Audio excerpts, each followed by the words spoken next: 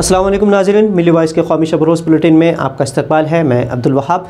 भारत से ताज़ा तरीन खबरों के इस बुलेटिन में हम देखेंगे अहम खबरें, लेकिन तफसील से कबल पेश है चंद सुर्खियाँ। उत्तर प्रदेश में बारिश और नदियों में तुग़यानी का कहर, 1200 से ज़्यादा देहात मुतासिर, 6 लाख से ज़्यादा अवाम कैंपों में मुंतक़ल। मुल्क में 15 करोड़ बच्चे और नौजवान हैं तालीमी धारे से बाहर, मरकज़ी वज़ीर तालीम का एतराफ़। ऑक्सीजन की कमी से हुई चंद मौतें, मरकज़ी हुकूमत ने पहली बार किया राज्यसभा में कबूल। दिल्ली फसादात में पड़ोसी को फंसाने की नाकाम कोशिश, स्पेशल सेल ने साजिश को किया बेनकाब। और जहां चाह वहां राह को साबित किया ब्लास्ट केस मामले में कैद साजिद ने हासिल की 4 डिग्रियां।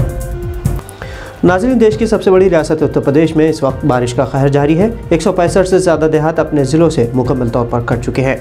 नदियों में तुग़यानी के सबब कई मकामात पर रेलवे को रोकना पड़ा है।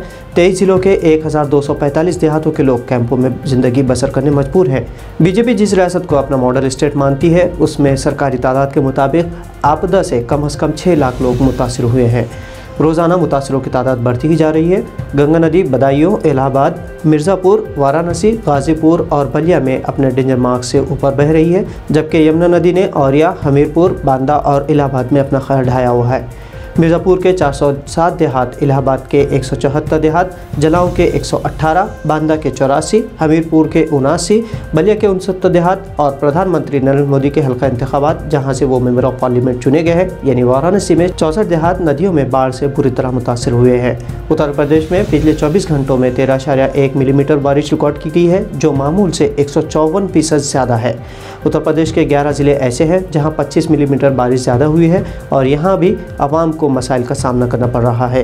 रियासती हुक्काम के मुताबिक गंगा, जमुना, शारदा, मंदाकिनी, रापीत, बेतवा, कावाना और चंबल नदियाँ अपने खतरे के निशान से ऊपर गुजर रही हैं और सबसे ज़्यादा इलाहाबाद और वाराणसी मुतासिर हुए हैं। इस दरमियान मेन स्ट्रीम मीडिया से उत्तर प्रदेश में बाढ़ की खबरें पूरी तरह से गायब हैं। मुल्क में 15 करोड़ बच्चे और नौजवान रिवायती तालीम से बाहर है और करीब 25 करोड़ आबादी ख़वानगी के बुनियादी मेयार से भी नीचे है। इस तरह का एतराफ़ मरकज़ी वज़ीर बराए तालीम धर्मेंद्र प्रधान ने किया। जुमेरात को कॉन्फेडरेशन ऑफ इंडियन इंडस्ट्रीज़ के सालाना जलसे से खिताब करते हुए उन्होंने कहा कि मुल्क में 3 साल से 22 साल उम्र के नौजवानों की तादाद 50 करोड़ है, लेकिन आंगनवाड़ी, सरकारी, निजी, मजहबी स्कूलों और हायर एजुकेशनल या स्किल डेवलपमेंट से जुड़े पूरे नज़्म पर नज़र डालें तो इस उम्र के बच्चों और नौजवानों की तादाद सिर्फ 35 करोड़ ही तालीम हासिल कर रही है। इसका मतलब ये हुआ कि कम से कम 15 करोड़ बच्चे और नौजवान रिवायती तालीमी निज़ाम से बाहर हैं। वज़ीर ने कहा कि आज़ादी के बाद किए गए मरदमशुमारी में पाया गया है कि आबादी का 19% हिस्सा ख़वानदा या तालीम याफ्ता है। उन्होंने नई नेशनल एजुकेशन पॉलिसी पर कहा कि ये सिर्फ पॉलिसी नहीं बल्कि आइंदा 25 सालों में ये अपने मकसद को हासिल करने का ज़रिया भी है। बता दें कि दूसरी तरफ मरकज़ी हुकूमत ने जारी फाइनेंशियल साल में तालीमी शोबे में 6000 करोड़ रुपए की कटौती की है, जिसमें सबसे ज़्यादा करीब 5000 करोड़ रुपए की कटौती स्कूली एजुकेशन के बजट में हुई है। इधर मरकज़ी वज़ारत सेहत ने पहली मरतबा कबूल किया है कि कोविड-19 के इलाज के दौरान वेंटिलेटर्स पर रहे कुछ मरीजों की मौत ऑक्सीजन की कमी के सबब हुई। आंध्र प्रदेश को छोड़कर किसी भी रियासत ने खासतौर पर ऑक्सीजन की कमी से होने वाली मौतों की इत्तला मरकज़ को नहीं दी। मरकज़ी काबीना वज़ीर भारती पवार ने ऑक्सीजन की कमी से मौतों की राज्यसभा में तस्दीक की।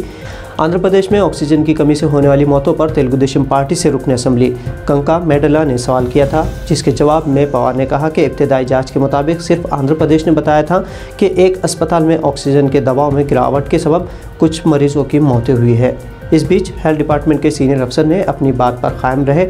उन्होंने रियासतों से ऑक्सीजन की कमी से होने वाली मौतों की मालूमात मांगी थी। दी हिंदू ने खबर शाये की है कि वज़ारत सेहत इस तरह की खबरों पर गौर व फिक्र करती है और जमा किया गया डेटा पॉलिसी बनाने के काम आता है। इससे पहले मरकज़ी हुकूमत ने राज्यसभा में कहा था कि कोरोना की दूसरी लहर के दौरान किसी भी रियासत या मरकज़ी हुकूमत के ज़िले इंतज़ाम इलाक़ों में ऑक्सीजन की कमी से किसी भी मौत की खबर नहीं मिली है। दिल्ली फसादात के इल्ज़ाम में मुलविस करने पड़ोसी के ज़रिए साजिश रचने के मामले का इंकशाफ हुआ है।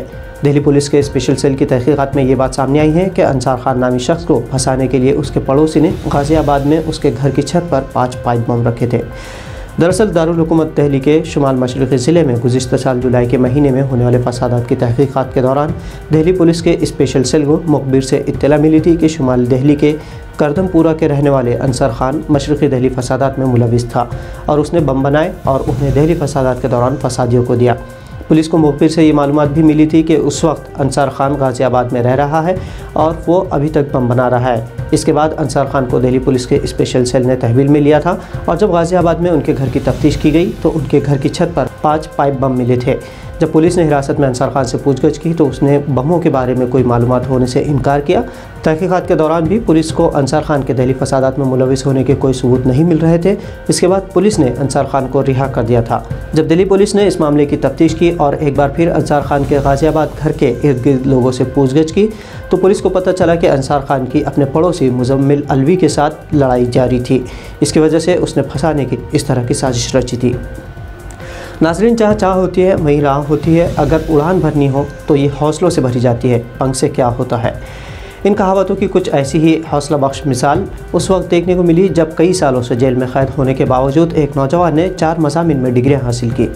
मोहम्मद साजिद मरकूब अंसारी दरअसल मुंबई ब्लास्ट केस में 16 सालों से जेल में है। अपनी कैद के दौरान साजिद ने political science, human rights, Arabic studies और टूरिज़्म इस तरह 4 शोबाजात में डिग्रियाँ हासिल की। कैद के दौरान साजिद ने खुद को तालीम में मुनहमिक रखा जिससे कि उसके जहनी मसाइब कम हों। हालांकि साजिद मुसलसल अदालतों से ये कहते आए कि उन्हें फंसाया गया है, लेकिन पिछले 2 सालों से साजिद की बॉम्बे हाई कोर्ट में समाअत मुलतवी है। तब तक साजिद ने RTI एक्ट से जेल मैनुअल से मालूमात हासिल करते हुए अपने हुकूक का इस्तेमाल किया और तालीम जारी रखी।